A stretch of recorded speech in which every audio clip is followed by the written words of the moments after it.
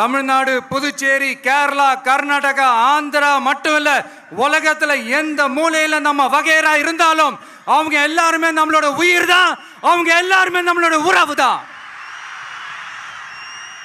புதுச்சேரினாலே உடனே ஞாபகத்துக்கு வர்றது மணக்குள விநாயகர், அரவிந்தர் ஆசிரமம், வில்லியனூர் மாதான் சொல்லி இவங்க எல்லாரும் ஞாபகத்துல வருவாங்க. அது மட்டும் இல்ல, மகாகவி பாரதியார் அவர்கள் இருந்த மண், பாவேந்தர் பாரதிதாசன் அவர்கள் பிறந்த மண். அது மாதிரி இன்னும் சிறப்புகளை அடுக்கிக்கிட்டே போலாம். ஆனா அரசியல்னு வந்துட்டா ஒரு முக்கியமான விஷயத்தை பத்தி நம்ம சொல்லி ஆகணும். 1977ல புரட்சி தலைவர் எம்ஜிஆர் அவர்கள் தமிழ்நாட்டில் ஆட்சி அமைச்சாங்க. ஆனா அதுக்கு முன்னாடியே 1974லயே இங்க புதுச்சேரியில அவங்களோட ஆட்சி அமைஞ்சது.